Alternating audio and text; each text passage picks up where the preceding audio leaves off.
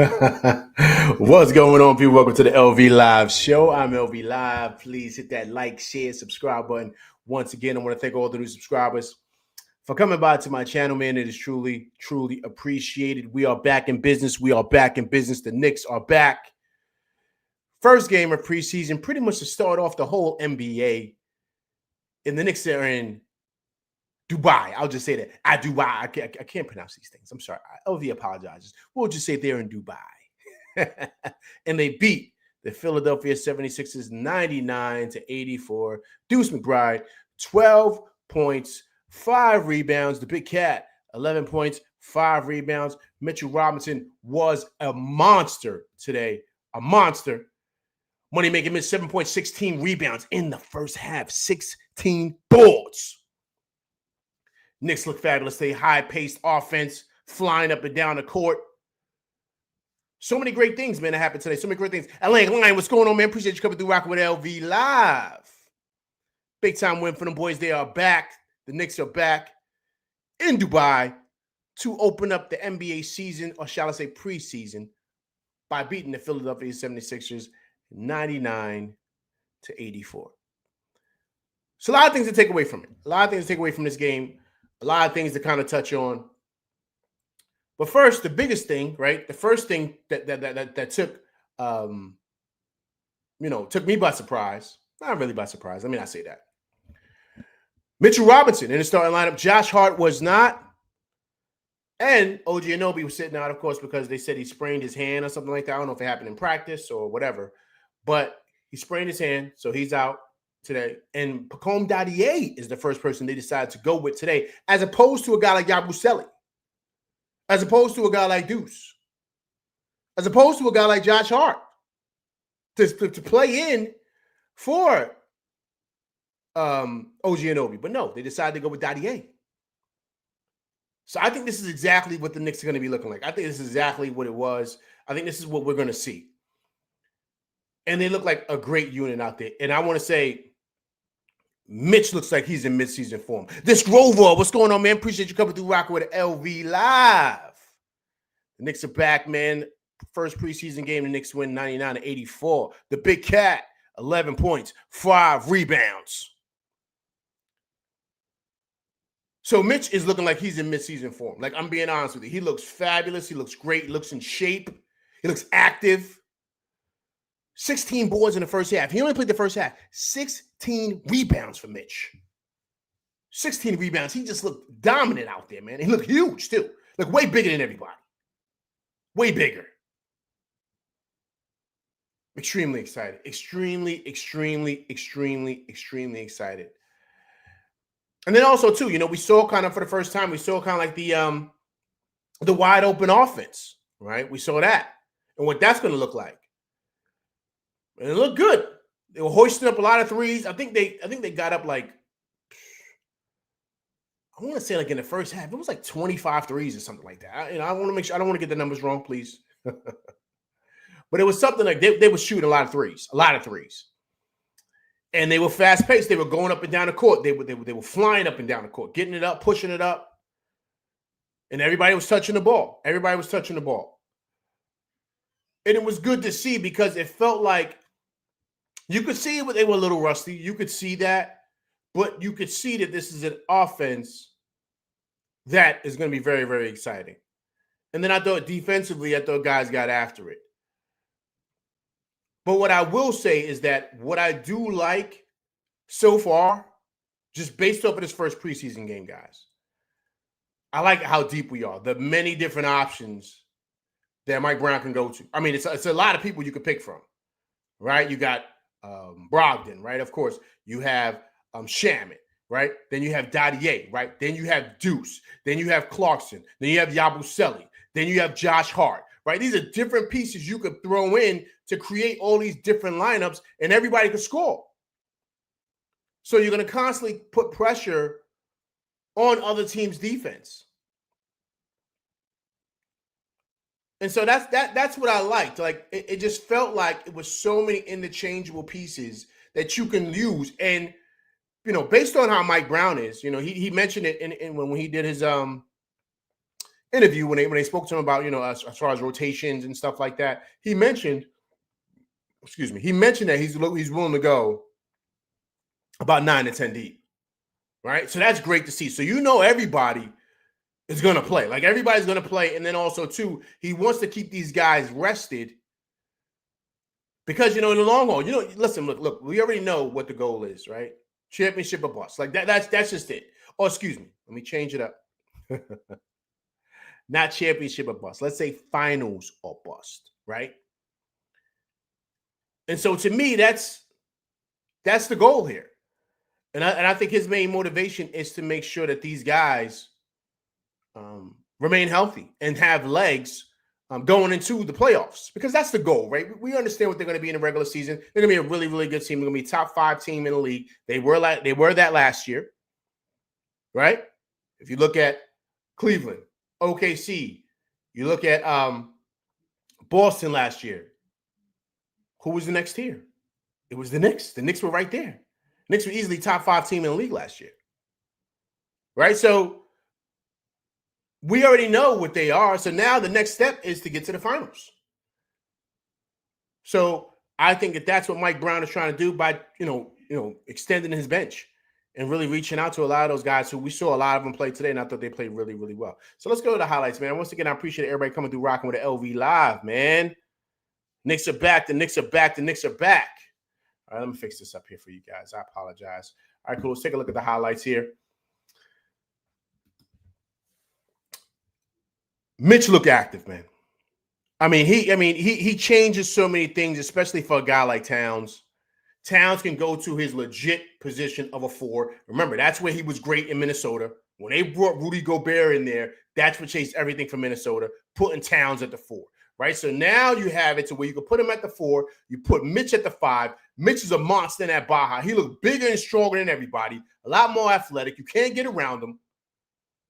Then he's great defensively. He knows how to move his feet. So now Towns doesn't really have to do much because you have that monster in the middle. And so now defensively, we're going to be a problem because you still got the wings. You got OG Anunoby. You got Mikal Bridges.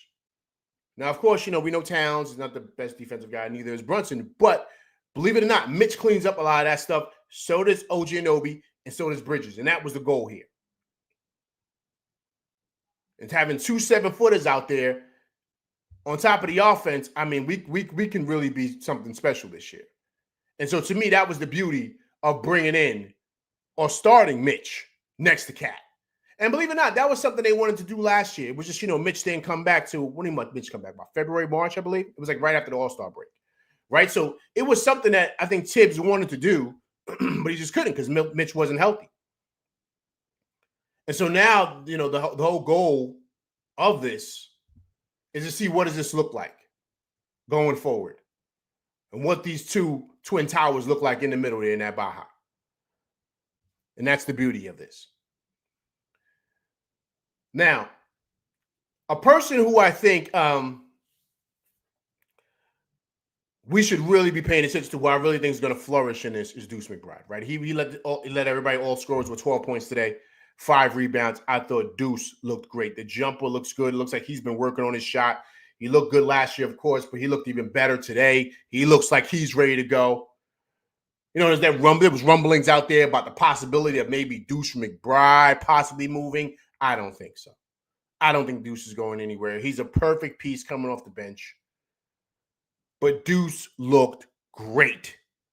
Great. Aggressive with his shot. And, believe it or not, Deuce was kind of one of the people kind of whispering, saying, listen, man, I'm kind of happy. Last year the ball kind of got stagnant. Offense was pretty stagnant. Didn't really have much ball movement. It's kind of a lot of ISO stuff. So Deuce probably is happy that Mike Brown is here because now he feels like he probably gets an opportunity to really get busy the way he wants to. And where, believe it or not, also, too, he feels like he's got the skill set to do so.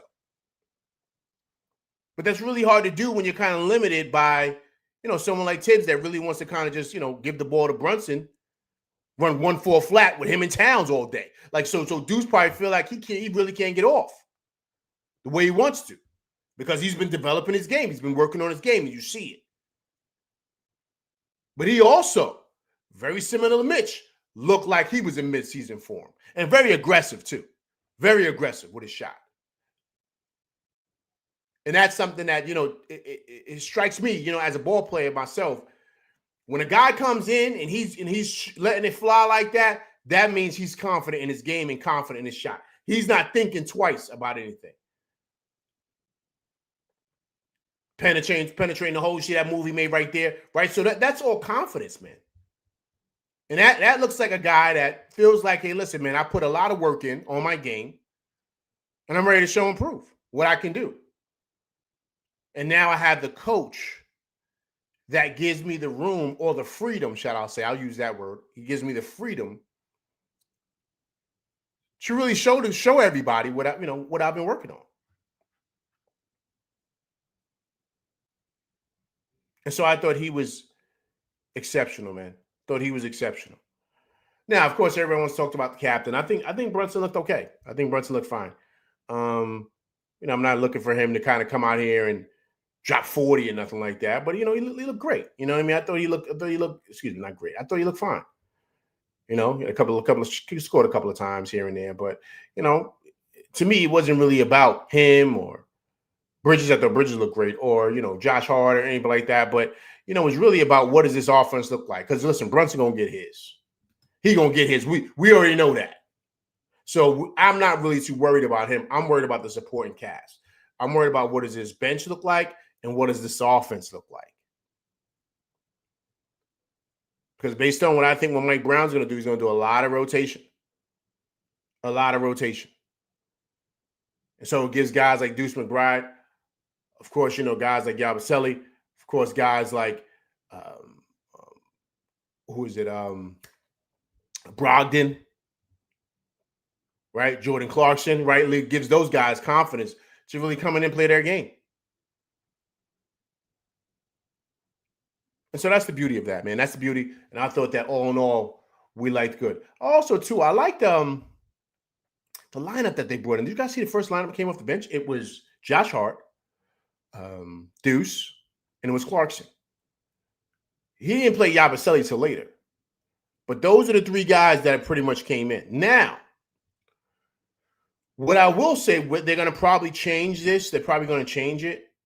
Is they're probably going to add on Brogdon to that, right? Because I think Brogdon's going to be the point guard that's going to run the show for that unit. Because you need a distributor there. Because you saw Clarkson today, right? Clarkson was letting it fly. He wasn't, that one thing he doesn't shy from is taking shots, right? So for that second unit, he's perfect for that. And here's the thing with him. When he gets active, he could put him up quick and in a hurry, right? So he's not shy about that. But that's why he's here, right? He's here to be a microwave guy coming off the bench and really kind of being aggressive at that. But I like that because I think that you got to have a guy like that for that second unit. Now, that may not be, too happy for a guy like Deuce who wants to get his. But the beauty of that is that you have guys out there that can score at a high clip. With him, you add on Clarkson with Deuce.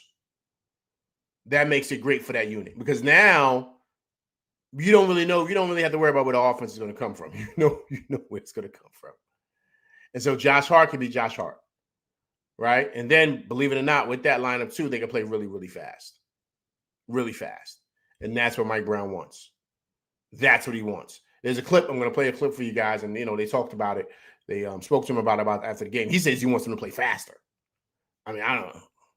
I don't know what's, I guess he wants like an Indy 500 type of thing. But, he thought that they could play faster. And he actually said he wanted them to get up more shots. Right? So he really believes in this offense, really believes in the weapons that we have. So, I don't know if he's going to try to recreate like a Golden State type of thing. I mean, I don't know if we have the horses for that. But, kind of see what happens, man. But I thought, all in all, I was surprised, and I like what I saw today. I did from the whole crew. I love what I saw from everybody. Excuse me. All right, let's reset the room, man. I appreciate everybody coming through, rocking with LV Live, man. The Knicks are back. The Knicks are officially back in Dubai, playing their first preseason game against the Philadelphia 76ers. The Knicks win 99 to 84. The big cat, 11 points, 5 rebounds. Deuce was loose today. 12 points, 5 rebounds for him. Dunn Rose, what's going on, man? Appreciate you coming through, rocking with LV Live. New York Knicks are back, baby. They are back. And they will be back in business also, too, on Saturday to play game 2 in Dubai against the 76ers. And pretty much will end that trip in Dubai and be on their way back home to the Garden. All right, cool. Let me get to some of these chats here, man. Also, too, everybody's coming through, man. I appreciate you. Please hit the like button for me. See, there's a good amount of people in here, so please hit that like button, man. I truly, truly appreciate it. And also, too, if you can, hit that share button if you can. But I really, really would appreciate if you hit that like button for me. But I appreciate you coming through, rocking with me on this Thursday night. All right, cool. Atlantic Lion says, love the Mitch Cat lineup. Josh off the bench is great. I agree with that. I think it's going to be awesome. I love that because, once again, it hides Cat. Cat doesn't have to deal with pick and roll stuff. Let Mitch deal with that. And then also, too, I love Josh's energy coming off the bench. I think that's great. And then, once again, guys, it's I don't look at it like it's a who starts and who, it's who ends the game, right? Who ends the game. And before Josh used to come off the bench. But once he came in the game, he never came out. It's typical tip stuff, right? So Josh would come in the game in the first quarter.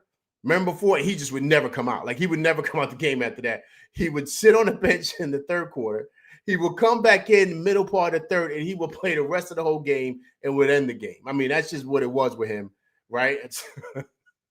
Until he got put into the starting lineup. But remember, that was what it was with Josh. So, once again, I don't really care, who's out there, because believe it or not, a lot of times we may have to sit Mitch because they're going to do the hacking Mitch at the end of the game. So, having a guy like Josh in there, also a guy like Gabaselli, right? Those guys can knock down free throws. So that's big, especially in closing minutes, right? But one thing we're going to miss, if they do decide to do that, is we're going to miss that size with Mitch and what he provides defensively, right? So that's something to kind of pay attention to and watch. I know Mitch has been working on his free throws, but I mean, we're gonna need that at the end of games, if in close ones, of course. Okay, this Rover. Once again, I appreciate you coming through, rocking with me, this Rover. This Rover says the only thing now for Mitch is making sure he stays healthy. Agreed. Listen, he played. I'm gonna bring up the stats for you guys in a minute, but he played a lot today, man. He played a lot. Mitch played 18 minutes. He played 18 minutes tonight. I would not play him next game. I wouldn't play him. I would let him sit. I would let him sit, let him chill until we get back home. That I would not play him next game. I would play someone like Akaporte, who played good today. I'm gonna talk about him as well. But I would maybe play someone like Akaporte. That's what I would do. I would not play Mitch. This Rover says, yeah, Deuce look good. Yeah, Deuce look good, man. Deuce look good. This Rover, man, he looks mid-season form, right? This Rover, what I like is this with Deuce. I like the aggressiveness, right? He seemed extremely aggressive coming out. He seemed like he wanted to come out and really show and prove that this is what I've been working on. I've been working on my game. I want to show, how I've developed. And you could see, man, he wasn't really he was very aggressive, very aggressive. First time he touched the ball, he's pulling. He was cash money. I mean, he shot great from the field. I think he was 5 for 7 from the field. 5 for 8, something like that. Let me take a look at these stats really quick. I'm gonna pull them up for you guys in a minute. I just want to kind of run them down real quick. Make sure I got it right. Deuce was what? Deuce was 5 for 7, man. 5 for 7. Look effortless, this Grover. Effortless. This Grover says Clarkson made his middies, but his threes were, but yeah, man, a lot of people couldn't knock it down today from 3. A lot of guys couldn't knock it down from 3 because I don't think we shot well from 3, and neither did they. But actually, one guy was on fire, man. I forget the kid's name. The kid we got. He was on a heater. And that's what kind of bumped the Knicks lead up. But he was on a heater, that kid. Matthews was on fire. I think he had 3 3-pointers, man, from the second half.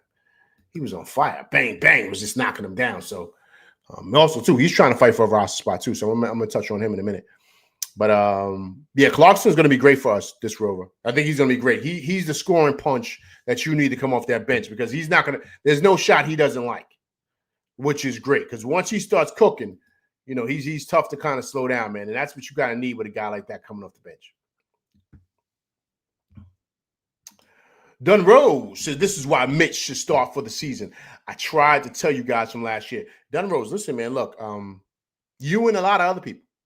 You know, I think last year, Dunrose, I think a big part of the Mitch piece was that you just wanted to make sure that he was healthy, man. You know what I'm saying? So it's like, you know, he comes back from for big men, it's always like their ankles, their knees, their feet, like all that type of thing, right? You got to kind of make sure. And he was dealing with that, really, with the ankle and the foot because of the Embiid stuff, right? So you want to make sure he's able to come back and be healthy, right?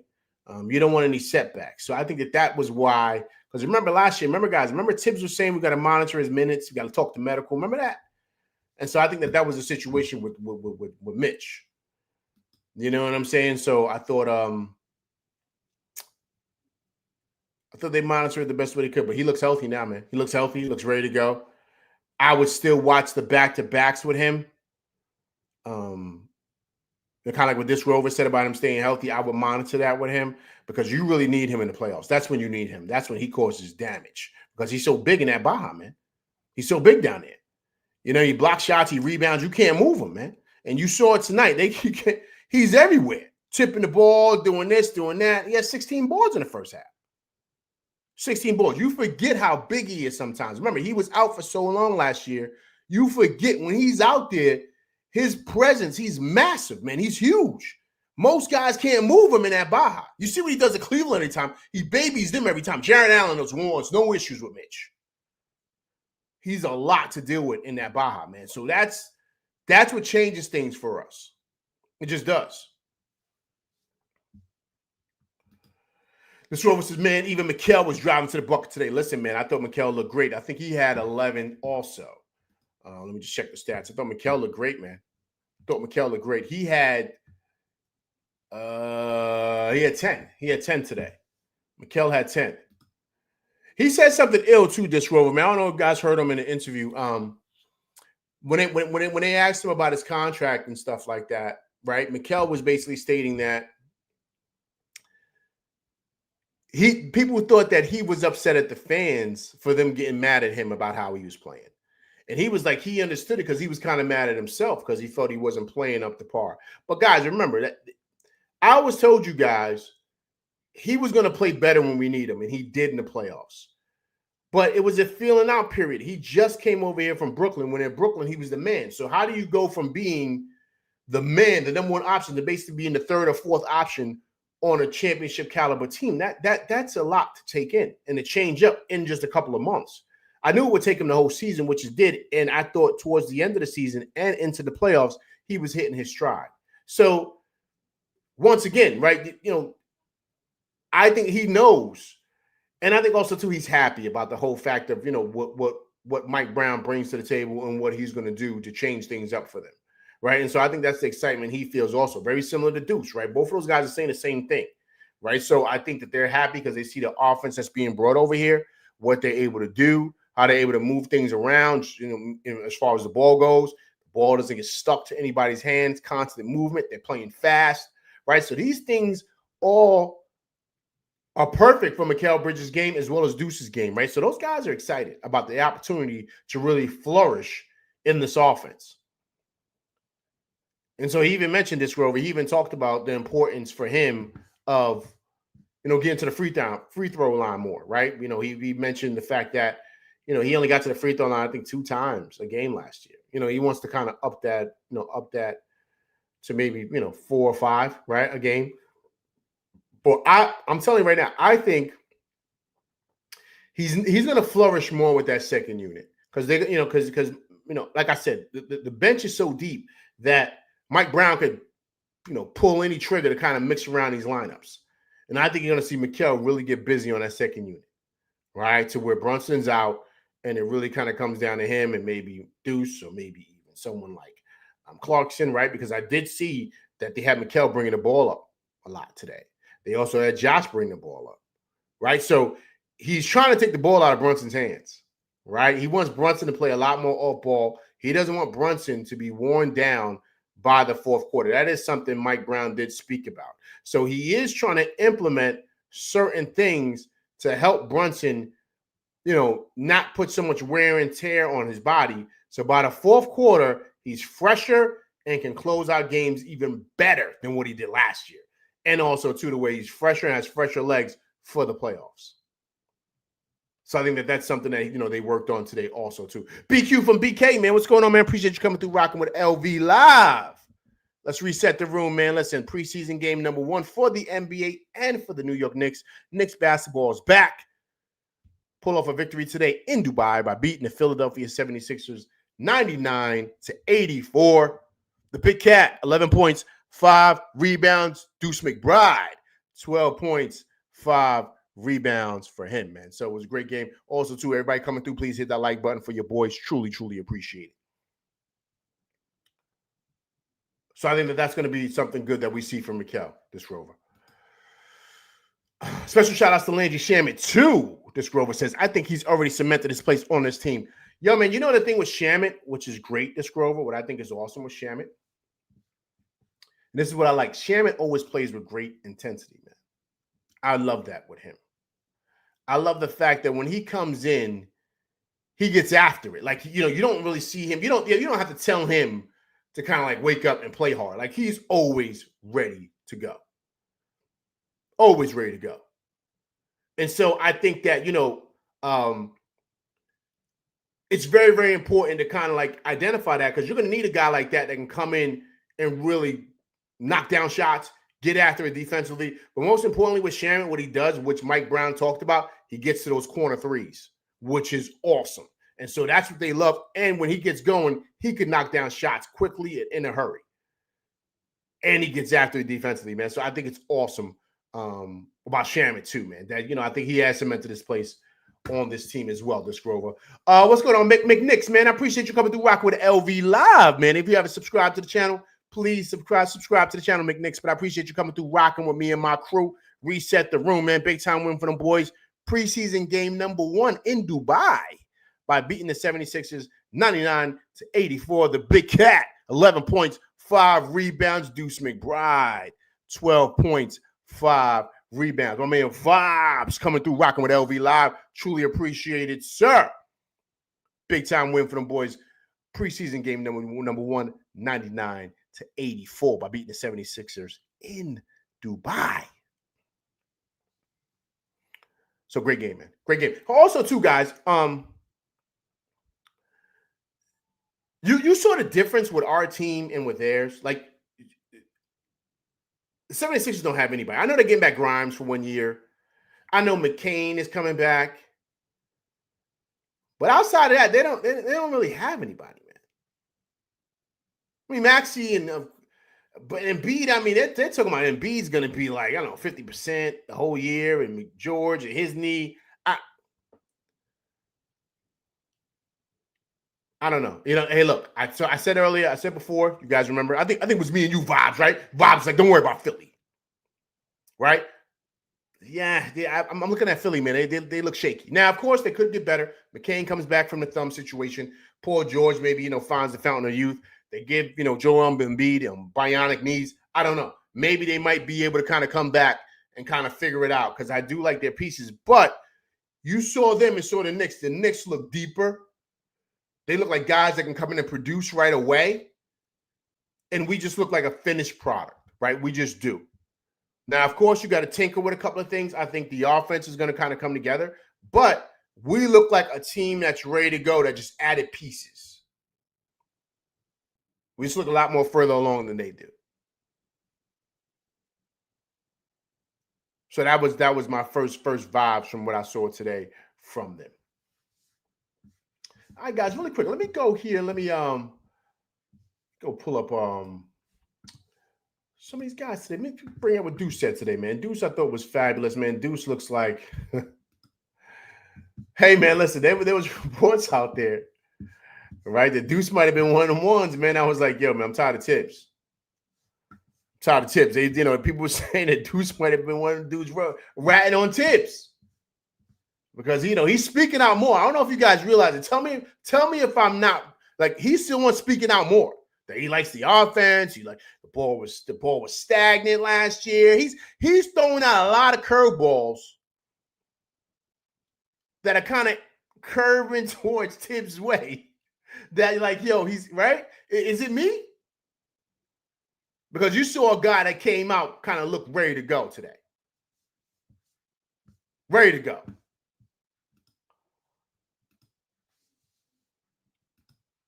Bring up Deuce, man. Deuce is ready, man. I think Deuce is happy, man. Deuce is happy, man. I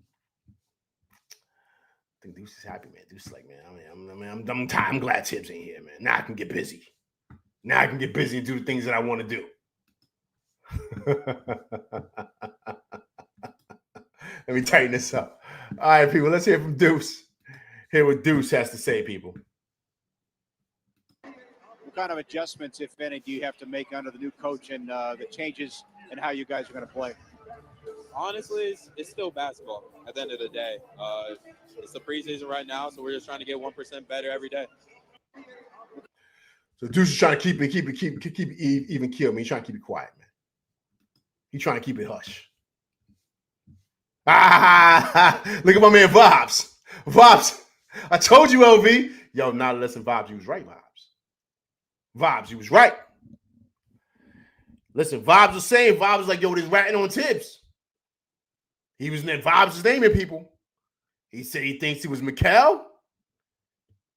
He thinks it was Deuce. And yo, man, I mean, the report out there, it's like, yo, it might have been Cat. Cat might have called Leon late night, like, yo, you got to get your mans up out of here. He's doing the same stuff he was doing out there in Minnesota, man. I'm drinking my tea, man. See that?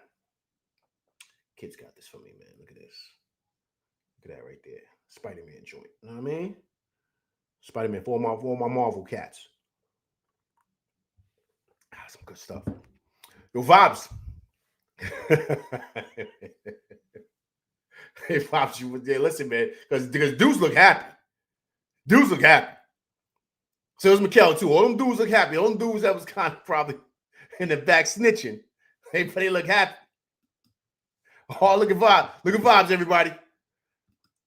Vibes said Deuce got him out. Yo, that'll be ill, right? Yo, what if, yo, listen, Elf, listen. What if, Tibbs was the one that brought the young bull in, right? He brought him in. He helped mold this kid. He did. Remember, we was complaining about Deuce not being able to knock down shots. But Tibbs kept giving him shot after shot after shot. He kept giving him a chance. And yo, what if this kid was the one that let off the silencer to finish Tibbs? What if it was him?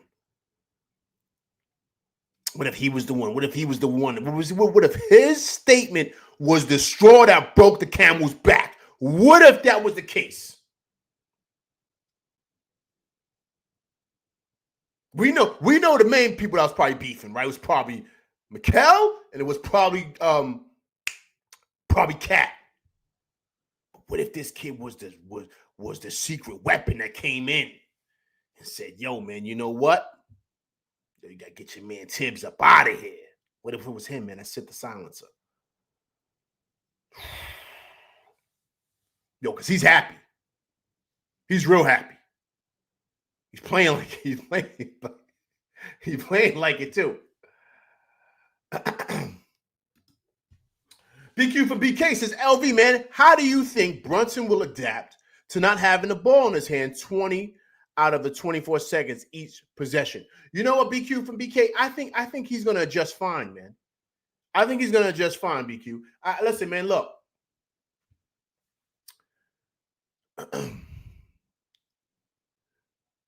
Great players find a way, right?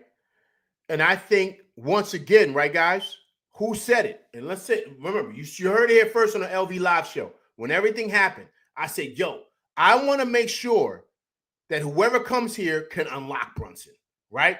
And maybe this is what he needs to get him to that level, man, that he needs to get to where he is MVP a couple of years in a row. He's top 3 in the league. Maybe he needs this to unlock him, man. Because we know what he could do. He is who he is. But there's another level that he can go to. And maybe Mike Brown can unlock that. I don't know. The same way, like I said on this show, I said the same way Steve Kerr unlocked Steph Curry. Maybe Brown saw something over there. Because remember, Brown was a part on them teams that won 3 championships. He was on that bench. He was part of that coaching staff. So maybe he can unlock Brunson, man. Maybe he can. BQ from BK, man. Listen, the great players find a way, man. The great players find a way. So I'm not really too worried about it. He'll be fine. He'll be fine.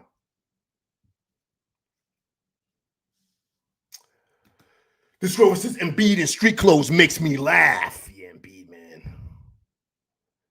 Yeah, Embiid, man. I don't know, man. Yo, this Grover, man. Yo. Listen, guys. You think Embiid's finished? I think he might be done, man.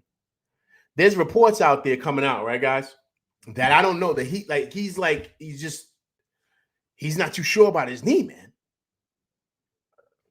Excuse me. There's reports out there that he's not too sure about it.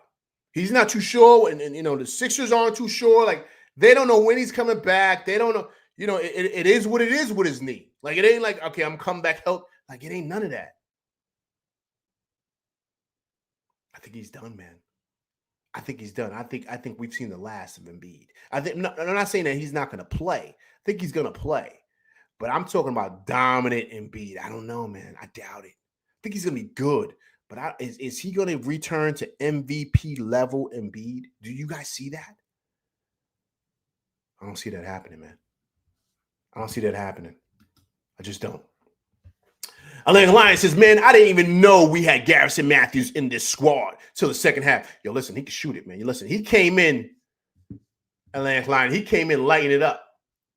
Lighting it up. And remember, guys, they said it's a competition between him, Shamet, and Brogdon. Matthews played 10 minutes, man. 3 for 4 from the field, 3 for 4 from 3, 9 points. He was on fire from 3. On fire. Hitting that corner 3, which Mike Brown loves. He continues to talk about it. But once again, is he a one-dimensional player? Atlantic Line, right? Is that what he is? Right? Because you got to be able to defend. You got to be able to defend. You know what I'm saying? So, could he come in and be a specialist? But the question I have for you guys, would you take him or would you take Shamet? Because Brogdon is not going anywhere. As I sip my tea. I'm telling you, Brogdon is not going anywhere. We need somebody to run that second unit.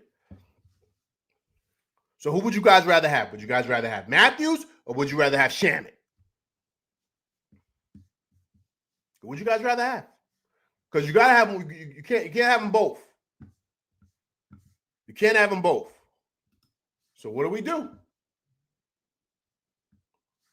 What do we do, guys? That's the biggest question. You know what I'm saying? So it's only but so much room, man. You know what I'm saying? So as much as I would love to keep all of them, can't keep everybody, man. Can't keep everybody.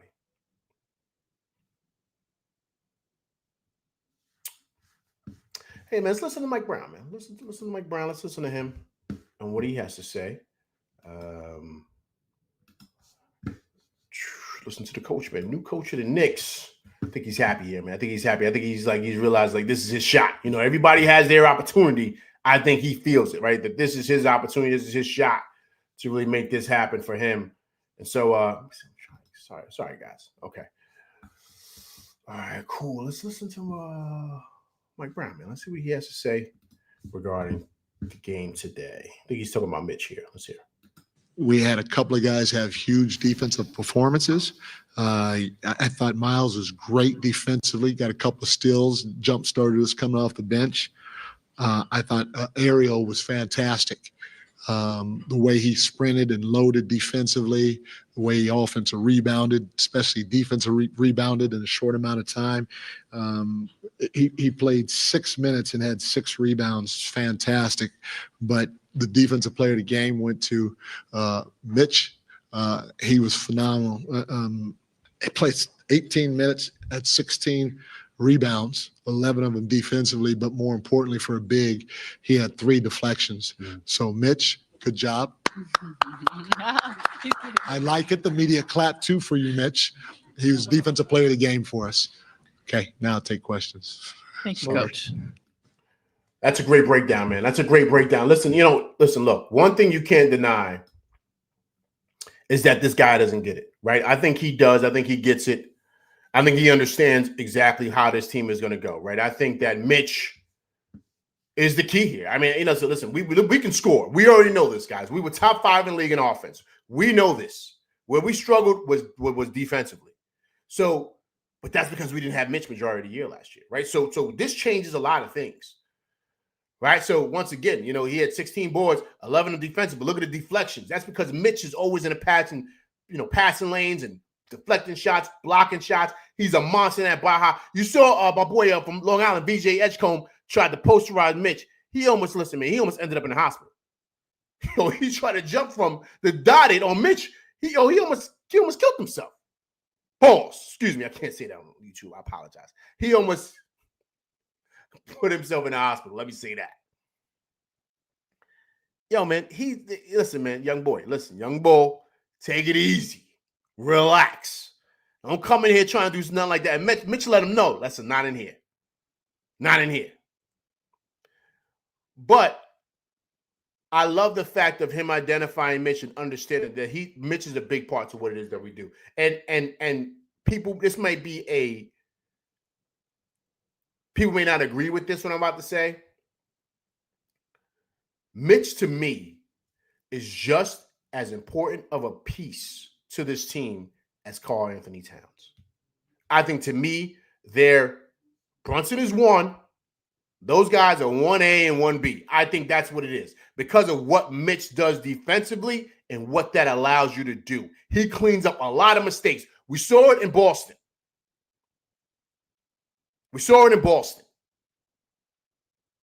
Right? That one clip that's out there about how he rotated from one end of the court to the other end of the court to the other end of the court, got the deflection and the steal, and we was off to the races.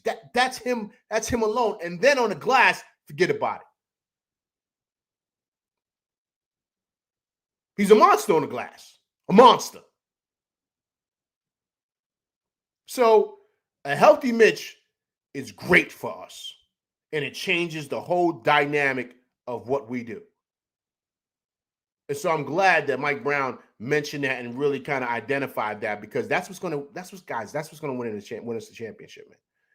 That's what's going to win us this chip. And I'm not saying it all falls on Mitch, but I think Mitch's defensive intensity, what he does, it spills over to everybody else. It still spills over to Mikal. It spills over to OG Anunoby. It spills over to a guy like Josh Hart. It spills over to a guy like, of course, Deuce McBride. And so to me, I think that's the key, man. That's the key. 1A, 1B. It's my opinion. A lot of people like, LV, you bugging, man. Cat's way more important than Mitch. I don't know, man. I don't know about that, man. This game is so much more than just scoring the bucket. You know what I mean? Because we know Cat can score with the best of them, but he's a cone drill defensively, man. He causes problems for us defensively. He can't guard nobody. To the point that where you saw him and OG Anunoby beefing on the bench in the playoffs, right? So I'm just saying, so this is what the issues were, to where the reports were coming out at the end of the season about how Cat was the reason the defensive problems were happening. There was arguments going on in the back, right? All because of Cat's defensive issues, right? So this is the stuff that's going on.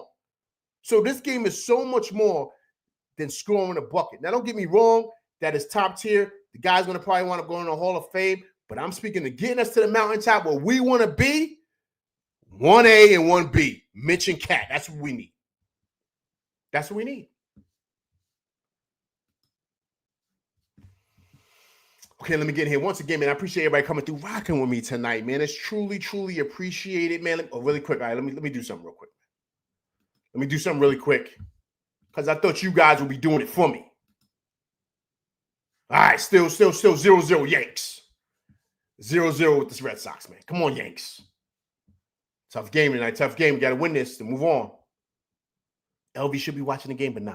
I'm here rocking with y'all. Here rocking with my crew. Then after that, I'll check out the Yanks. But right now, it's all about y'all, man. It's all about y'all. Okay, so I see everybody's in here talking about. So listen, so let me get the numbers right. So look, so a lot of people want Matthews. You want Matthews over Shamet?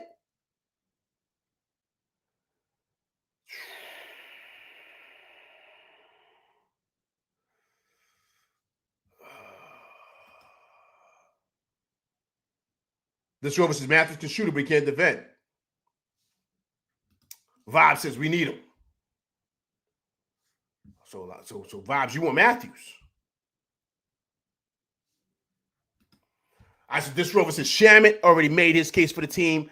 It'll be between Brogdon and Matthews. Yo, it's gonna be Brogdon, man. It's gonna be Brogdon.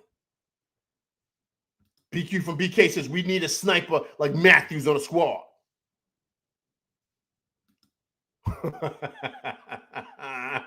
Atlanta Lions said Matthews is a two-move DiVincenzo. Yo, we need Dante back, right? Yo, man, yo, we got to get Dante back on here, man. I don't know how we're going to do it. All right, guys, look. All right, off topic right now. We see what Deuce is doing. If Deuce has a great year this year, because I think Dante's contract is up at the end of this year. Deuce has a great year. Do you bring back Dante or you re-sign Deuce? What do you guys do? Because I forgot about Dante until Atlantic Line brought him up, man. Yo, we need Dante back, man. Plus, he has the size of Shamet.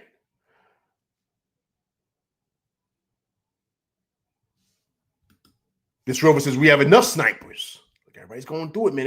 Everybody wants Matthews. BQ says in this team, Matthews, aka Novocaine. BQ from BK, man. Novocaine was vicious. He was vicious. We better pay Mitch. Yo, Vibes, you know what's ill about that? Let me tell you what's ill about that, Vibes.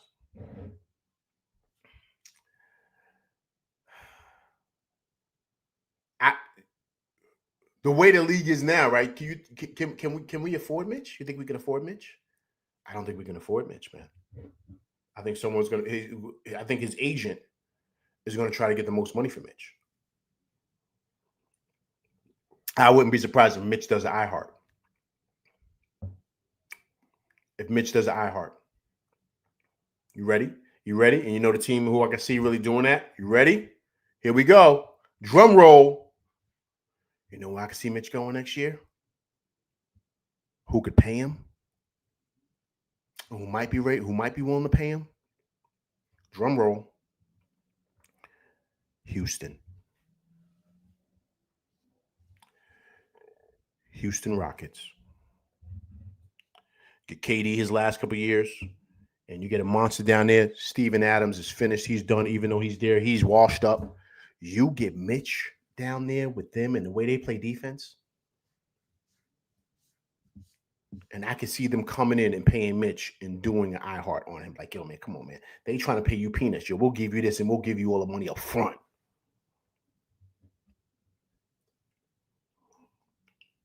And then, they might surprise Mitch and buy Mitch like 2 trucks.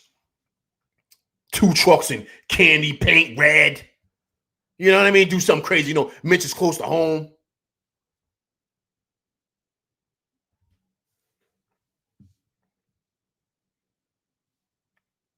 Yo, man. Houston. Watch out for Houston, man. I would not be surprised. They do an iHeart to us and sneak in and steal Mitch tonight. AP, man. What's going on, man? Appreciate you coming through Rock with LV Live. Let's reset the room, everybody, man. I appreciate everybody coming through rocking with me. Big time win for the boys in preseason game number 1 in Dubai. The Knicks win 99-84. The Big Cat, 11 points, 5 rebounds. The Deuce was loose, 12 points, 5 rebounds for him. Mikal Bridges added on 10 points. Big money making Mitch added on 16 rebounds for the big money making Mitch. Big time win for them boys. I can see Houston coming through and stealing him, guys. Like a thief in the night. Like a thief in the night, man. I'm telling you. Listen, guys, look. They're going to try to get the most money for Mitch. He's going to be high in demand, especially if we go to the finals with him and he's being a monster. He's being Mitch, right? And everybody wants a big. That's what everybody wants now. You know, iHeart proved it. And iHeart put OKC over the map. He put them over the hill, pushed them over the hill. They had a big defensive big in that middle that could pass, shoot, and he learned that all from us. And they took him, put him in the lineup, and they won a chip.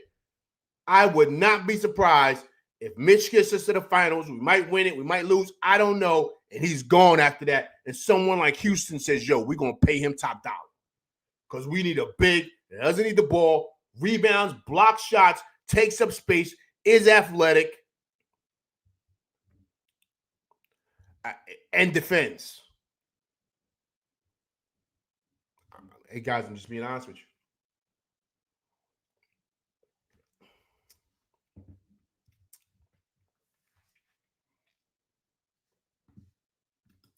BQ from BK says, if we win the chip this year, Mitch might stay and not chase the bag. Yo, BQ from BK, man, listen. I wish that was true, man. I wish that was true. But he's a big, man. He's a big with injury issues. If this would be probably his only opportunity to get the bag, BQ from BK. If we win a chip, I think he's gone. If we don't win a chip and we go far, I think he's gone. I think he's going to be in high in demand, man. I'm telling you, guys, listen, I think it's going to be another iHeart situation. I don't want to, I'm not trying. I'm just being honest. He's going to be a hot commodity, man. I'm telling you. We're not going to have the bread to pay him. What somebody else is going to be just like iHeart. And he's going to strike while the iron's hot because he's a big. He's got to get his money. You can't get mad at him. I mean, of course, look. Mitch might sign tomorrow. Say, I want to be a Knick forever. Whatever, right? But what I'm saying is, I would not be surprised is what I'm getting at. Okay, you know who I would be surprised that would leave? Josh Hart. I'd be shocked if he leaves. Mikal Bridges, I'll be shocked if they leave.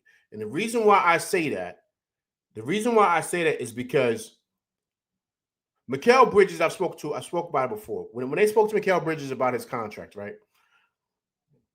Excuse me. And they said, listen, why did you take less? He said, listen, man, I'm happy here. I'm making great money. Like, I want to be here. His situation is different from Mitch. Of course, he's going to get more money than Mitch. I don't think Mitch is going to get that, like $150 million. I don't think he's going to get that. He might get the same thing iHeart got or something like that. But Mikal Bridges is from here. He's from Philly. He's right down the Parkway from his family. Everybody can come see him play. He went right to Villanova. He's playing with his boys from college. I mean, he hit the jackpot. I mean, he's going to retire a Knick. He's not going to go nowhere unless we trade him, but I doubt that happens. He's going to retire a Knick, man. He's in the perfect place. He's close to home, close to his family. He's playing with his boys from college. This is a perfect situation. That situation I just said with Mikal Bridges is the same situation for Josh Hart. Josh Hart isn't going anywhere. His family's right down the Parkway in D.C. And his wife, I believe, is from there too. So those guys aren't going anywhere. Like Josh is going to retire a Knick, man. There's no way he's leaving. He just had twin boys. His family can come see their grandkids. His sisters, his brothers, everybody's right. This is a match made in heaven. This is perfect for both of those guys. So I think, and I gave that breakdown because I'm just trying to show you guys everybody's situation is different, man. And I don't know if Mitch is going to be that invested like how those guys are, because those guys have everything. They have everything here. It's perfect for them. And that's why you saw Dante was so mad, because Dante was in the same situation. He's from Delaware, right down the Parkway. The Garden State, he's right down the Parkway, the New Jersey Turnpike. He's right down there. Delaware's right there, right next to Philly. He went to Villanova. His family's in Delaware. He just had a baby. Right? I'm just breaking down life. These guys are so much more than basketball players. So to them, they'd probably say, and I'm playing with my boys from college. Yo, man, this is it. I can retire here. I'm just saying how these guys probably think. Mitch ain't probably thinking like that, man. He ain't thinking like that. He from the South, man.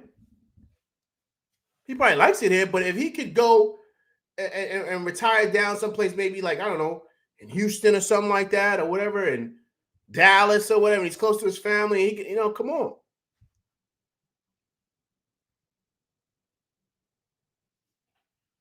You know what I'm saying? So it's ill, man. It's ill. I just, we just got to be honest about it. Now, of course, we don't jump out the window, but I just feel that, I don't know, man. I don't know. That's something we got to kind of like pay attention to. AP says, I say with the second apron, you pay to keep your players. Agreed, man, but I don't know, man. AP, I don't know, man. I don't think that's happening. Unless Mitch decides to, take a deal. But is he going to take – guys, fellas, let me ask you guys something. Would you guys do that? If you guys know you can make more and your earning capacity is at your ceiling, like Mitch ain't going to get more than a certain amount. So let's say the Knicks hit him with, I don't know, 4 years, $60 million. But what's the name? But what's the name wants to get him 4 years, 87 and a half, something like that.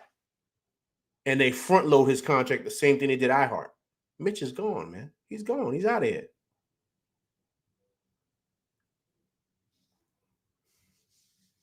I mean, of course, we're kind of going off topic here. We're just having a conversation. I'm just saying, I don't know, man. Got to be real about this thing here. This Rover says, unfortunately, our roster now, Dante doesn't have a place on our team anymore. You're wrong, sir. This Rover, you're my guy. You're my guy. But you're way off. There's a lot of room for Dante. There's a lot of room for Dante. We'll make room. Like I just said earlier, if Deuce has a great year and Deuce wants that contract, do you keep Deuce or you go get Dante? Because I think Dante's contract is up after this year. And Dante says, yo, I want to come back home. Minnesota's like, yo, we'll sign you. Like, nah, I'm out of here.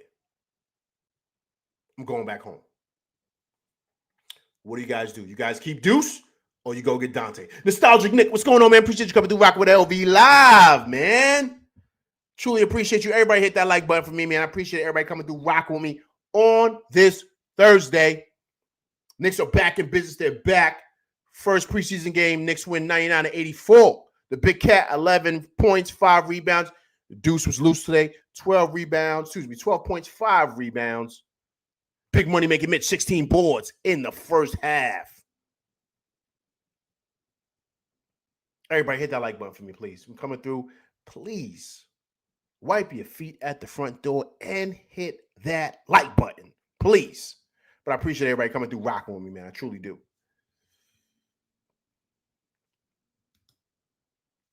AP says up to Leon to figure it out. Yeah, man. AP, man. I don't know, man, how much figuring it out it is, man. You know what I mean? The money's the money. The money's the money.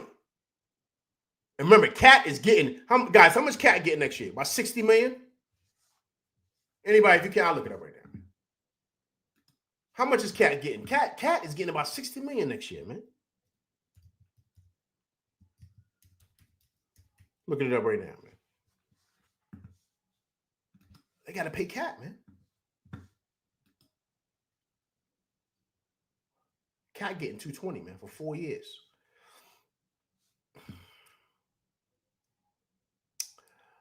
All right, so Cat this year, right? This year he's getting 53 this year. Next season, he's getting 57. And the year after that, he's getting 61. Yo, man, listen, man. I don't know, man. I don't know. You said Leon, AP, you mean Brock Aller. That's who you mean. That's the money man back there. You mean Brock Aller. That's who you're talking about.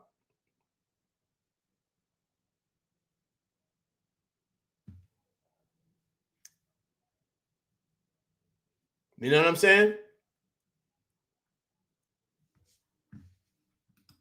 AP says this feels like the first day of school when everybody comes back for the new year. Your word up, right? Yo, AP, everybody gonna come through with the fresh gear, right? You gotta put your new gear on, man. It's like Easter Sunday. Come through, you know what I'm saying? I have the new suit on. You know what I mean? You got the matching suit, got the matching Nike suit with the fresh J's. Always got to keep a fresh cut. You know, the shorties walking through the hallway saying hi. You know what I'm saying? You got to look fly, man. Got to come back looking right for the school year. Hey, P. It's the first day of school. Yo, word up. That's how it be, too.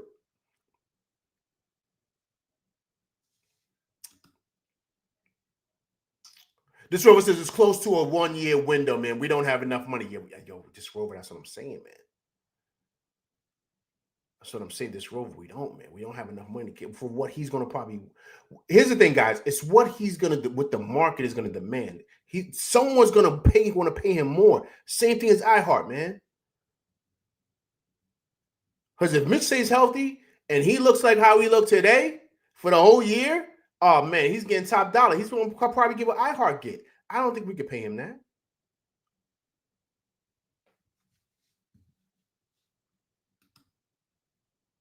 And then Ryan says that cat contract is a killer. Yo, it is. It is. It is. It is. It is. Yo, Cat's getting big money, man. Huge money. Huge bread. He's getting a lot of cheese, man. But, yo, he's that good of a player, man. I mean, come on. He's 7 feet. Look what he does, man. Look what he does. I'm not going to sit there and say he doesn't, you know what I mean? He earns it. He deserves every penny, man. He deserves every penny. And to your point, that's why they did get off that contract, man. That's a lot of cheese, man. That's a lot of dough. But yo, man, he's hard to find, man. Okay, let's listen to Mike Brown one more time. And he mentions here what I spoke to you guys about how he felt about today. So let me kind of open this up for you guys here. Because I think Mike Brown, man, I think he kind of has a little formula here that he wants these guys to do. Excuse me here. Let me see. Listen to Mike Brown. We're going to take our first question, Coach. Hold on real quick. Please go ahead. I tell you what, our guys did a pretty good job with their pace, but we have to play faster. And we can play faster. But this is the first time that we've seen another colored jersey. And so at times we looked a little confused, a lot of times, but we will be better. It was great because our guys got a taste of how fast that we need to play. And they know we still have to take it 3 to 4 more notches. We started off slow, I thought, in the first quarter. We didn't do a good job with our transition defense. The way we keep points in transition, we gave up 9 fast break points in the first quarter alone. We gave up 9 the rest of the game.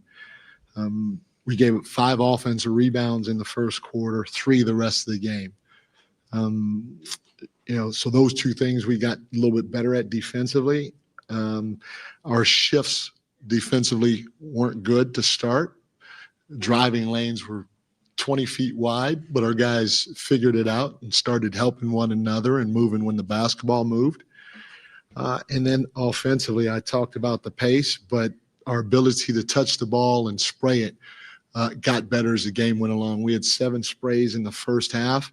We had 11 sprays in the second half. We didn't shoot the ball well, but we had some great looks, great open looks that we'll take every single possession. Our guys just have to know when we passed up some open looks that we can't do that. 9 times out of 10, if you pass up an open look and you drive the basketball, you're going to take a worse shot. So we got to be ready to let that thing fly when our teammate does a great job of touching the paint and spraying it. Before I take questions, I just want to let you guys know, I don't know if it's already tweeted out, but we had a couple of guys have huge defensive performances. I thought Miles was great defensively. Got a couple. All right, we saw that part. That's pretty much him breaking it down. Listen, man, he has a system, man. He has a system, and he has a way that he wants everybody to play. Or shall I say he wants his team to play. And even I thought we were playing fast, but he wants us to play faster. And I think we can. I think we can. To his point, it was just first game.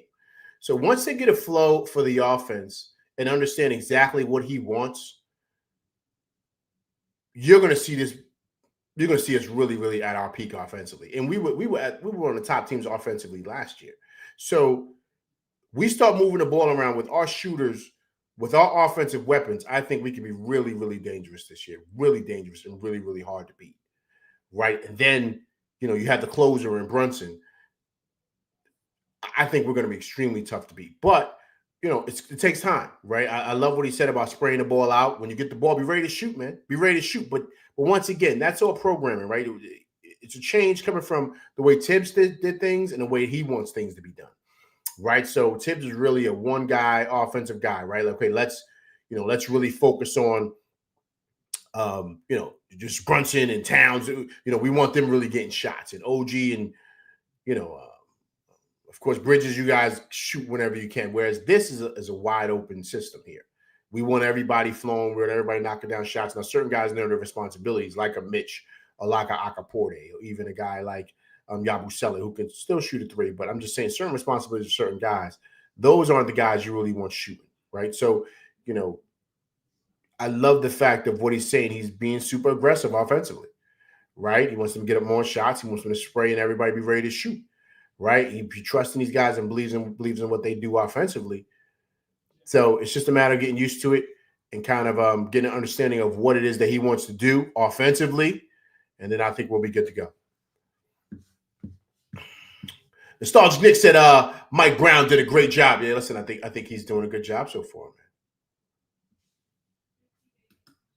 Oh, look at that, Nostalgic Nick. We have Mitch's bird rights. Okay, so look, that changes everything.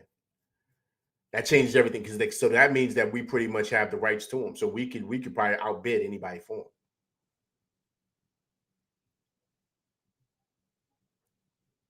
So so hey, once again, right? It's up to Brock Aller and Leon, right? Let's see what they do.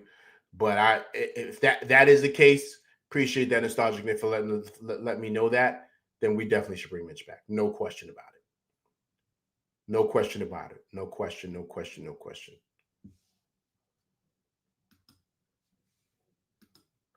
The lineups are perfect. Nostalgic Nick agreed. Listen, listen. Here's the thing with Nostalgic Nick, right? The beauty of what it is that he's doing, and not even so much the beauty. I'm touching on. Give me 1 second. Let me go take a couple steps back. How many pieces we have on this lineup now changes everything. Because offensively, he can do so many different things because he could put so many different pieces. He's got a lot of interchangeable pieces. BQ from BK, we up? There we go, BQ from BK, man. There we go. We up, yo. Let's go. Let's go, baby. Let's go. Let's go. Let's go. We got to get this. He's got so many interchangeable pieces, right? So now, and that, that was the point of him getting all these pieces on the bench. Because now, you have Clarkson, you have Shamet, you have of course, Brogdon, right? You have Yabusele, you have Josh Hart, you have Deuce. So now you got all these interchangeable pieces on top of OG Anunoby, on top of Mikal Bridges. There's no reason why we should struggle offensively. We just shouldn't. So now that gives a guy like him, who is an offensively driven guy, he does do defense well, but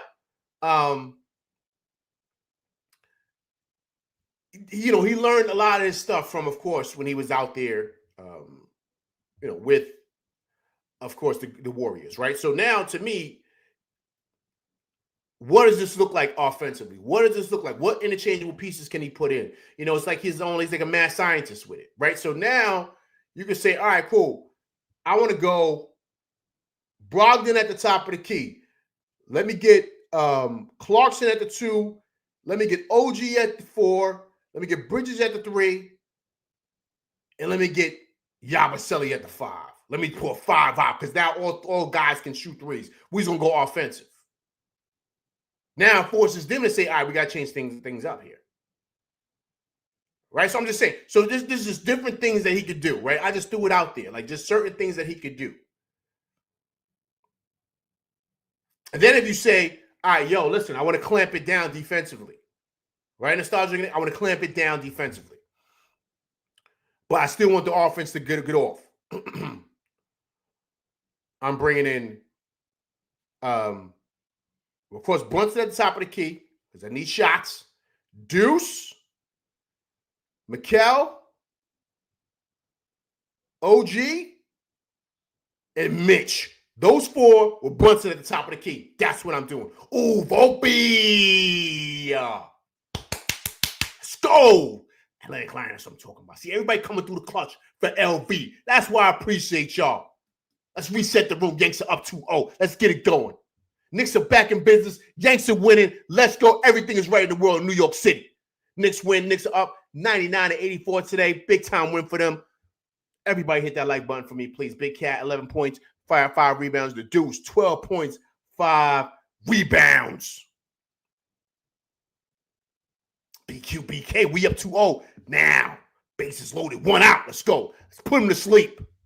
Put him to sleep and send him back to Beantown. So that's the thing, right? So it's just interchangeable stuff that he can do with this lineup. And so I'm sure Nostalgic Nick, he's extremely excited. This is probably the best team he's ever had. I'm talking when he was a head guy. I mean, remember, he was with those LeBron teams. Remember, that was a one-man show. But this is probably the best team he's had from top to bottom. And he probably feels like Nostalgic Nick, right? He probably feels like this could be his Warriors. All right? I'm not jumping out the window. I'm just saying how he thinks based on the pieces that he has and the interchangeable pieces that he could do. Because that's what the Warriors did. That's why they kept pressure on you, because they have so many interchangeable pieces. They have so many guys that can hit the three, so many guys that can score, that defensively they were solid, but the offense was so off the charts that you had to keep up with them. That's what this team could do if it's done the right way, Nostalgic Nick. If it's done the right way. And it seems like he's coming in trying to change up things. And the beauty of all of this is that BQ from BK asked me, he said, could Brunson change? Brunson can definitely change, especially if it's all about winning. And I think Brunson's all about winning. But the most important thing that Brunson does, is that he's the closer, man. So if it gets sticky and no one can get a bucket, you can go 1-4 flat and say, yo, we need a bucket. Brunson, get us a bucket. Okay, no problem. No problem. Everybody clear it out. Especially if it's a tight game. Fourth quarter, we got the guy, man. We got the guy. That's why with this team, unlike those 90 teams, I remember those teams very well. I watched them with my pops. I watched those teams, watched every game my dad during those times. I'm giving my age here, but this team could be better than that team, because as much as I love Pat Ewing, as much as I love Melo, Brunson is something. Brunson is something different, man. This kid is different. And when it's at the end of the game, Pat Ewing was good, but he would freeze up sometimes. Melo was good, but he would freeze up sometimes, or he would miss a shot, or he would do. Yo, are you ever concerned when Brunson has the ball? Ever? Are you ever concerned? Are you ever worried that he's not going to make the shot? He's got. I don't want to say it. This might be a hot take. Yo, but he's got that Jordan gene, man. He's got that Jordan gene. Okay, I'm gonna say it. Hot take from LB. Anybody go on the other channels know, you heard it first. He's got that Jordan gene, man. Not the Mamba mentality. No. That's something different. He's got that thing that Jordan had, man. That he get the ball, you like, yo, we good. Especially what he did in Boston. When he came down and hit the three, and then he came back, it was 91-91. Then he came back and hit the other one right on Horford in the corner. Bang! I said, yo, this kid is different, man. And then in Detroit, forget about it. There's no time you'll worry. That's why I feel extremely optimistic, because we got the equalizer. Because anytime he get hairy, give him the ball. And he's ice water when it matters. Most guys aren't, man. Most guys, their palms get sweaty. They get scared at the moment. Not him. ice water for him, man. Nostalgic Dick said Kobe. Yo, you know what? Ice water. Let me say this. I don't know. Do you guys know the background with Kobe and Brunson? You guys know that? You guys know Kobe's from Philly. Before Brunson was ever born, here's the story, guys. Kobe's sister and Brunson's mom were roommates at Temple, where Rick Brunson went to Temple to play ball. I remember Rick Brunson playing. Him and Aaron McKee and not Eddie George. Who was it? Eddie what's the kid's name? Played for the Lakers. Eddie something. But it was Aaron McKee, Rick Brunson, and Eddie something. Guys, say the name in the chat, please. They was at Temple. So Kobe used to go to Temple to visit his sister. So the mom knew Kobe when he was little.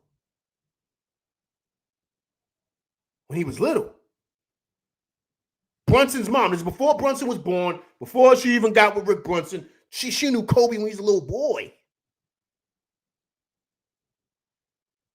So the relationship runs deep with his relationship with Kobe. That's why he wears them. He wears the Kobe's. His relationship with the family, all that. Ooh, BQ from BK. Let's do it. 4-0 Yanks. Let's go. I'm sorry, guys. I'm sorry. It's all about the Knicks right now, but I got to pay attention. It's 4-0 Yanks. Let's go. Top of the fifth. BQ, BK, are we still in the fourth? Or are we at the top of the fifth right now? Nostalgic Nick, thank you. Eddie Jones, thank you. So if anybody knows, that was the crew at Temple. So I'm giving you my age now. I was watching college basketball back then.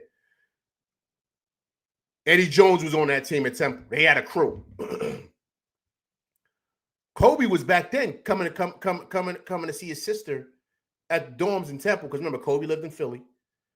Temple's in Philly, if you guys don't know. And once again, it's a big circle here. It's a big circle. That's how Rick Brunson got cool with Leon. Because remember, Leon's from Cherry Hill. Cherry Hill's right next to Philly. That's in Jersey. And you know who's also from Cherry Hill? World Wide West. They all from down there. So the Kobe thing, to your point, Nostalgic Nick, that's where it's all looped in, man. It's like the multiverse. Like they're all connected some way, somehow. And so that's his connection to Kobe. And so when Kobe got older, they all met each other. He was like, "Yo, that's your son. I remember your mom used to watch me when I was in college." Like, think how deep that goes. Brunson probably looking at his mom like, "Yo, I didn't know you knew Kobe when he was a little kid." She looking at him like, "Yeah, I used to watch Kobe when he was little." I mean, just think of how Brunson probably looking at his mom like, "Yo, mom, you know Kobe Bryant? That's crazy, right?" So I'm just saying. So it's ill what this kid is, man. He's different. So that's what you need in moments in the playoffs, and that's what he is. He gives you moments because when the chips are down, that's when he's at his best. And when you need to win games, that's what it matters. Get a bucket. That's it, man. Get a bucket. Get a bucket. Get a bucket. That's it. And that's what he is. And you need that in the playoffs. So you have on top of that the offense, because sometimes the offense ain't going to be clicking.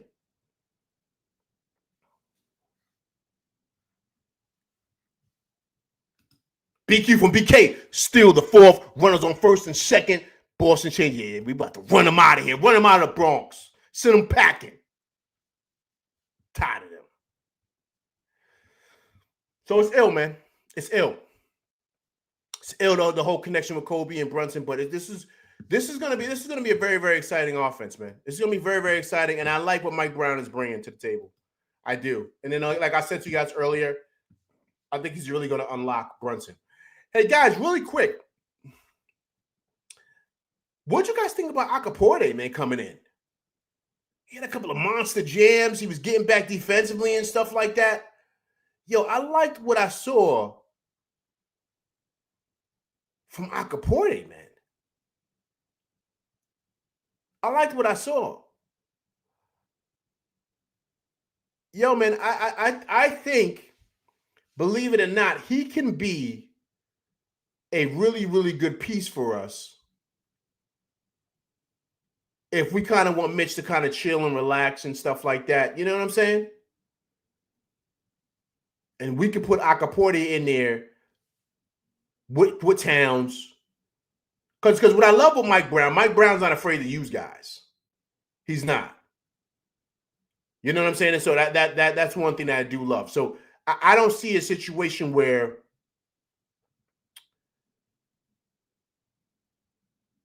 how can I say? I don't see a situation where he'll be like, I'm not going to play Akaporte. Like I don't see a situation like that. I don't see a situation where Brown's like, I don't see that happening. You understand what I'm saying? Tibbs would do that, but Brown's not going to have a problem doing that. And to me, that's the beauty of that. I'm bringing it up right here, man. Akaporte, man. He was looking vicious in that Baja, man. Right here, see Brogdon right here. Here is Diawara, good first step, and a tip slam from Akaporte.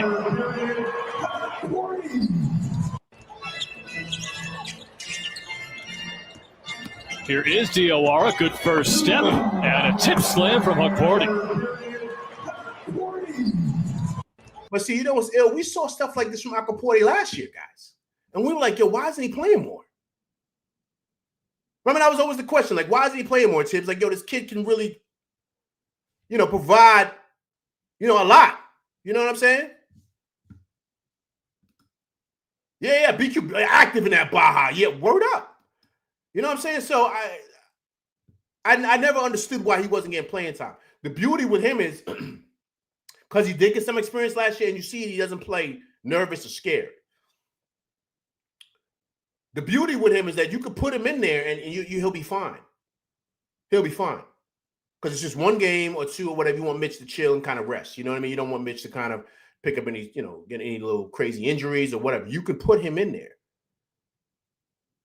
Because once again, I still love the situation of Cat playing the four. I love that. Right? So now we just got to be smart with how we do things regarding that. Right? But I love Akaporte, man. I do. His numbers were great too, man.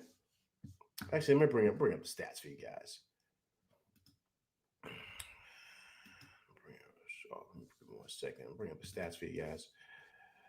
I thought he was oh,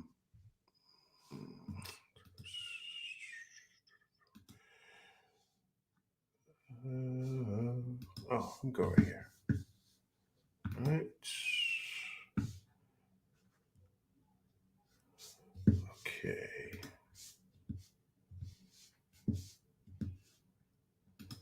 Let me see here. Give me 1 second, guys. Try to pull this up for you guys really quick.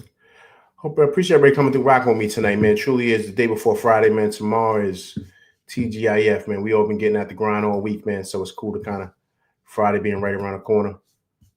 Plus, pretty much starting off the weekend with Knicks basketball, man. It's great. All right, cool. Let me go back here. All right, cool. So here it is. Let me just pull it up. Make sure this is all leveled out for you guys. All right, cool. So here it is. So here's the stats right here, guys. Right, so Mikal Bridges, 4 for 10 from the field, right? I thought he was solid. 2 for 5 from 3. Right, Towns, of course, 2 for 4, 11 points. Mitch, 3 for 6, 16, 7 points. Brunson at 6, 2 for 8, 0 for 3. Dadier, 4. I'm going to talk about Dadier in a minute. Yabusele, 12 minutes, 4 rebounds. Thought he was okay. Diawara, I'm saying it right? Diawara.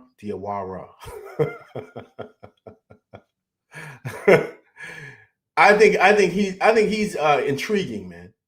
Sit him down in G League. Let's see how he does. But I like him a lot. I saw him in Summer League. I like what he brings. I really, truly do.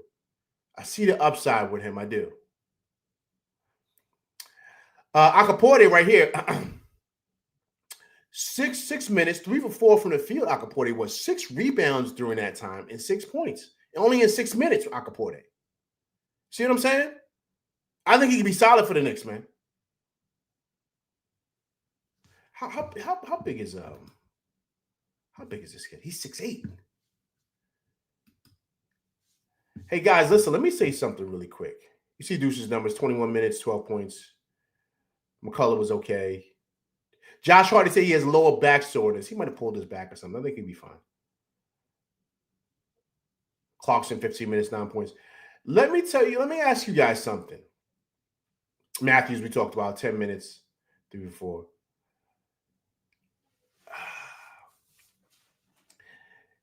Do you, because here's the thing, I kind of want to, I understand a lot of people don't want to move off of Dottier. A lot of people like Dottier. The Dottier was shaky today, man. He looks unsure. Let me throw something out there to you guys. I want to see how you guys feel.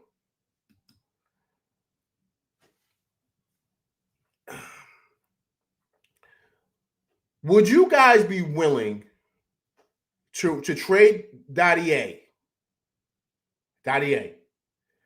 Keep Shamet and Brogdon. I think Matthews is not going to. I think they love Shamet. Matthews, they just brought in. They had to negotiate to get Shamet and Brogdon to stay because other teams wanted both of those guys. They chose to come to the Knicks. I don't think the Knicks are letting them go. So I think those guys are staying. Would you guys trade Dottier for that and really hear me out? Vibes. Nah, LB, let them kick rocks. Vibes is like, hey, Flint, get him out of here. Hear me out, guys. To develop Diawara. Because the big thing with Dottier is that he's a wing, right? He's a wing. He's big. He's a wing. But yo, man, I like what Diawara does, man. You saw him in the summer league. He has a great upside, similar to Dottier. And let him develop to be our wing of the future. Because how big is Dottier? Dottier is what, 6'8"? Let's take a look. How big is Dottier? Dottier 6'8". Dottier 6'8". So is Diawara.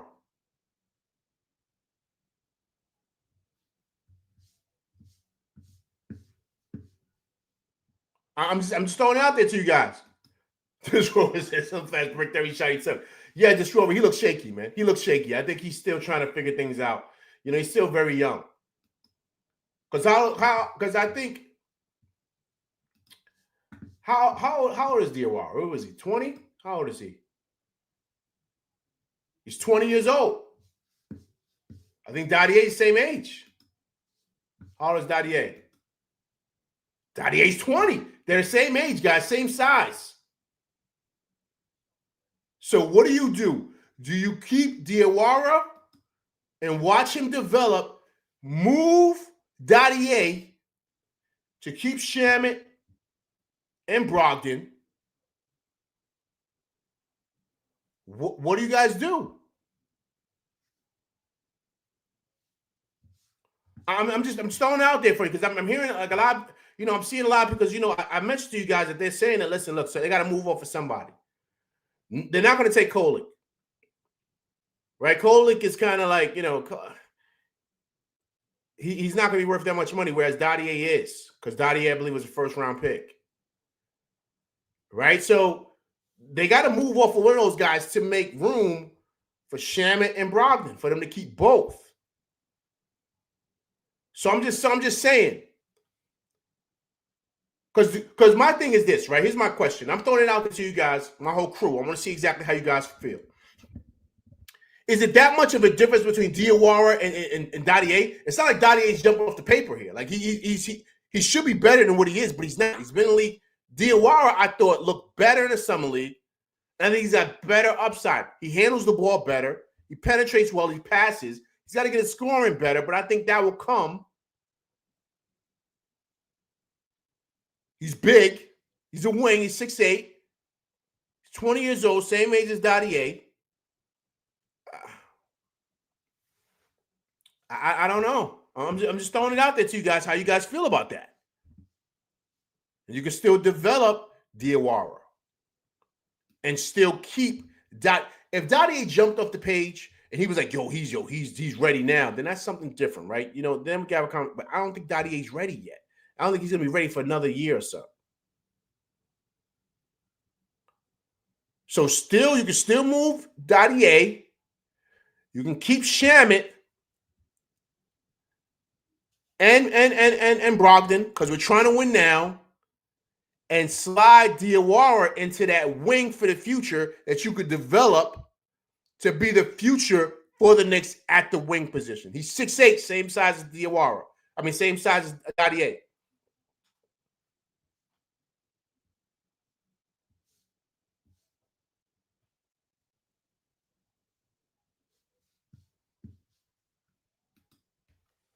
Voss says Dottie can go, man. Yes, he's a wing, but is he a right wing? Listen, that's what I'm saying. That's what I'm saying. So let's not fall in love with every tall player that comes along our path, people. This Grover, let me ask you something. I agree with that, this Grover. I agree with that. Like, I'm totally in agreement with you. But this Grover, my question is this. They don't, a lot of people are saying, and I've seen a lot of people like on Twitter and TikTok, a lot of people don't want to get rid of Dottie. Like, a lot of people love Dottie. But what I'm saying is that Dottie doesn't jump off the page like that. But this kid is the same size, same age, but in order to keep Brogdon and Shamit or Matthews, whatever, we can move Dottie and now put our attention in Diawara. Because I think they're like the same player. And I actually like Diawara a little better. You know why? Because he handles the pill better. What I saw in Summer League, I liked a lot. I think he has a little bit more upside than Dottie. Something about the kid. I don't know. I watched him play. I said, yo, he's nice. So we could develop him more. This Grove, I'm just throwing it out there. AP says Combs shot and never seems to fall. Yeah, I think he's still developing AP. He's got a good upside. I like Dottie, but I'm just saying for what it is that we're trying to do now, we're trying to win now. And the big thing was about trading him or trading Kolek. Move him. You could slide Diawara into that Dottie spot to develop. Why not do that? Vob says, yup, keep Diawara. See what I'm saying? BQ from BK said, I like that move, Velvet. Yo, that's BQ from BK, man. Yo, BQ, I used to be out in BK heavy, man, back in my college days, man. You know, I used to be at BQ. I used to be at over by Eastern Parkway, man. I used to be over there. A couple of things, man. Couple of things over there, man. I used to be in Prospect Park. BQ from BK, many moons ago. I used to go down Utica. You know, Utica, because BQ from BK, correct me if I'm wrong, Utica runs into Kings Plaza, correct? You take that all the way down to Kings Plaza, right? Utica? Because Kings Plaza runs this way, Utica cuts right across, right? Am I correct? So to make sure, it's been a minute, man. Many moons ago. Give him my age here, man. Give him my age here. Yo, Vibes out there. Yo, Vibes, give me the money. Yo, listen. You got to get the beef patty cocoa bread. If you don't get it with the cocoa, you know what you're doing, man. You got to get the beef patty with the cocoa bread. And you know what I'm saying? You got to get, you either get the veggie patty, the chicken patty, or a regular beef patty. Got to put cheese in it with the cocoa bread.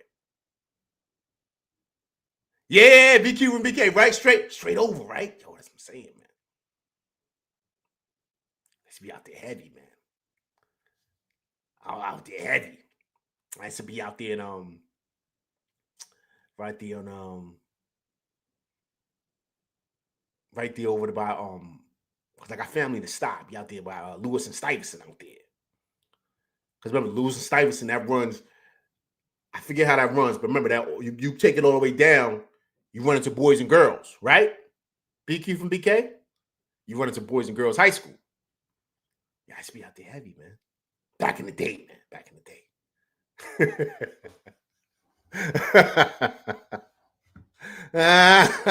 If I was in back in the day, yeah, word up, man. Many moons ago, man. I'm civilized now. I'm civilized, man. I'm civilized. You know what I'm saying? I'm drinking out of Spider-Man cups now. You know what I'm saying? I put the Avericks away. You know what I'm saying? I put it up. This girl says, okay, I'm back. I understand being able to move them and all that. I'm mainly criticizing how much more leeway the Knicks fans give taller players. You know what it is, this Rover? It's not the leeway, this Rover. It's because wings dominate the game now, this Rover. That's the key right now. Wings are like hitting the lottery. That's what runs the world, man, in the NBA. If you have a wing, a guy that's 6'8" and 6'9", that can handle the ball, that can shoot, that can defend, that's like prime real estate, man. Like, that's everything in this league. Everything. And so I think that that's the thing with the Dadier piece, because a lot of people feel like he's a wing, right? He's a wing. And be honest with you, the Knicks don't have any wings. Let's be honest, right? Who's the only wing we got? Is Dadier and OG Anunoby. We have no wings. So that's what runs the league. You know, guys like Jaden McDaniels and all these guys, all those guys that look like him in this league. Jeremiah Grant, like all them dudes, man. What's the dudes out there? What's the dude out there at in New Orleans? Was that Herb Jones, right? Herb Jones? All them guys. Like, you know what I'm saying? That's prime. That you get one of them cats, they getting top dollar, man. Top dollar. And so that's the thing. I think that, like,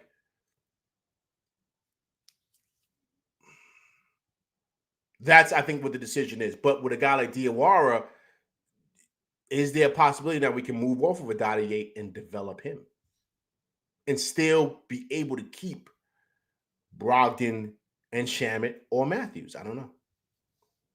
It's just a question. I like to throw this out there to you guys for you guys to really chop it up. This Robinson, Slim Fast, and Diawara haven't had good showings in most of their playtime, but Kolek is the one always in the hot seat.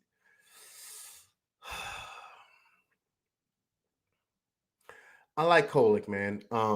This Grover, I like him, man. I just think that this Grover, where does he play at? Does he play over Brogdon? I think Kolek had an opportunity to really show what he could do this summer. If he would have showed the Knicks that he was ready to take over things, I think they don't make the move for Brogdon. You know what I'm saying? This league is ill like that, man. Very political, and it's kind of like, yo, you gotta show out. Like you have one opportunity, one chance to really make what, you know what I'm saying? That, listen, a perfect example of that is Deuce. I remember Deuce said it to Acapulco last year. You guys remember that when he was mic'd up? He said, yo, man, every minute you get is your minute to impress the coach. Like, don't take these minutes for granted. Don't be out here lollygagging, BSing, like, take this serious, because this is what's going to get you more minutes, and that's how you're going to be. And Deuce said that's what happened to me. That's what I did. And look what Deuce right now. Deuce is about to get paid. But he worked his tail off. He took advantage of every minute that he got. And so I don't know if Kolek has done that. But this Rover, man, Kolek was a rookie a few months ago. This Grover, you're right. I'm not saying you're wrong. You're right. But because of the situation at the guard position with Brunson, with Deuce, with a guy like Clarkson, right? You need a guy that can back up Brunson, that can be a floor general and can run the show and can knock down shots. I haven't seen Kolek do that consistently.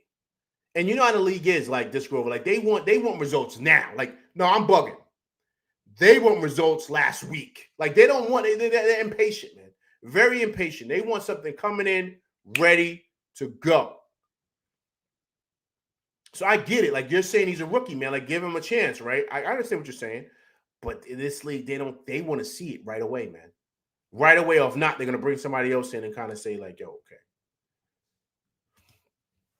Neither has Dadier and Diawara. Neither of them can shoot. Their defense is okay, not great. You ready, this Rover? You ready?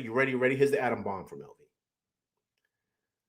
But they play a prime position in this league, this Rover. They play wings. They're 6'8", 6'9".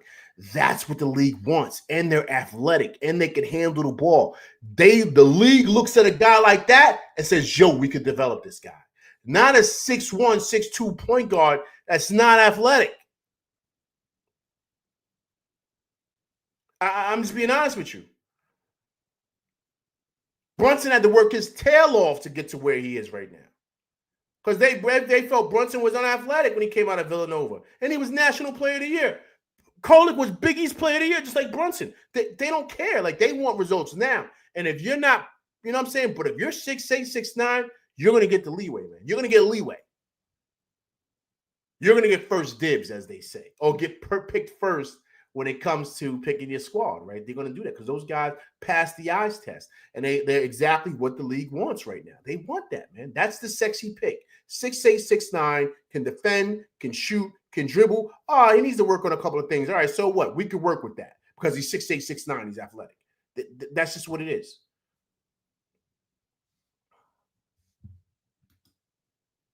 Bob says, bro, we live in NYC. We want it now. Yeah, word up. Word up. This is, but like I said, if Tyler was in a good place, has to go in place of Brogdon, then so be it. Yeah. But this Rover, the problem with the Kolek piece, I don't think anybody's going to want him, man. And the Knicks are going to try to get as most money as they can. That's where the Dadier piece comes in because he's what the league wants. They want wings. And a kid that they can develop that's 6'8", 6'9", that can shoot and can dribble and can somewhat defend. So I think that's why the Kolek thing was kind of off the table because I don't know if anybody would want him, this Grover, to make the deal happen to where they can move one of those guys and still keep Dadier's more coveted. You know what I'm saying? And once again, guys, this is all speculation. This is all what the rumors out there. Not saying the Knicks haven't made the deal, but this is what the conversations have been. The reports have been. Right?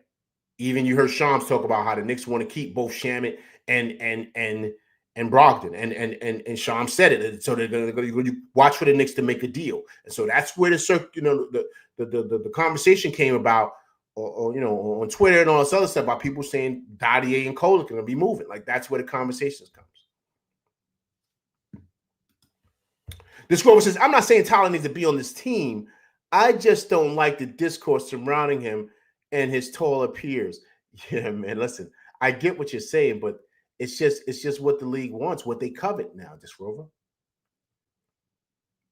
I understand what you're saying, but it's what the league wants. The league loves 6'8" guys, 6'9" guys. That's what they want. And a guy that's 6'1", that's what he is. He's not athletic, right? You know, he's not coveted in this league. He's just not. And you ready to scroll over? You ready? You ready? This Rover says, that's exactly what I'm saying. Agreed. So was Brunson. Brunson wasn't coveted neither. How about that?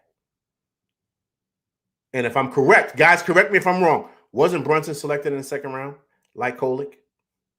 Guys, correct me if I'm wrong. I think Brunson was selected in the second round, right? He's a lefty like Kolek. Can't defend. Right? They're like the same player. But Brunson worked on his game. He really, really worked on his game. Yeah, JP was this Rover, right? Second, 33rd pick. That's what I think, right? So that's what I'm saying. He had to work his tail off to really get some type of respect, man.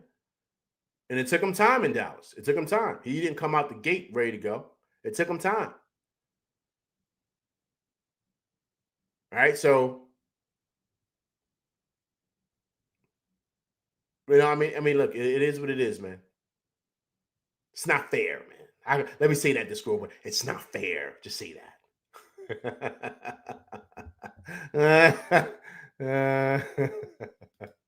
Stinks, I know. All right, people, listen, let me get up out of here. Listen, I appreciate everybody coming through rocking with me tonight, man. Listen, please hit that like, share, subscribe button, man. Hit that like button. Hit that like button, people, right for your boy LV. All right, it's your first time coming through rocking with me on my crew. If you're watching this on replay, gang, please hit the like, share, subscribe button, all right? Hit that like button and please subscribe. Also, too, please leave comments because I do respond to comments. All right, listen, the boys will be back on Saturday to play the Sixers again, in Dubai. I will be having a show after, so please come through and check that out. All right, listen, people, big game for them boys. Big win, 99-84. The Big Cat, 11 points, 5 rebounds. Deuce, 12 points, 5 rebounds. I will be back Saturday again, so please come through and check me out. All right, people, listen, I'm LV Live, and that's my show, and I'm out of here, people. Peace.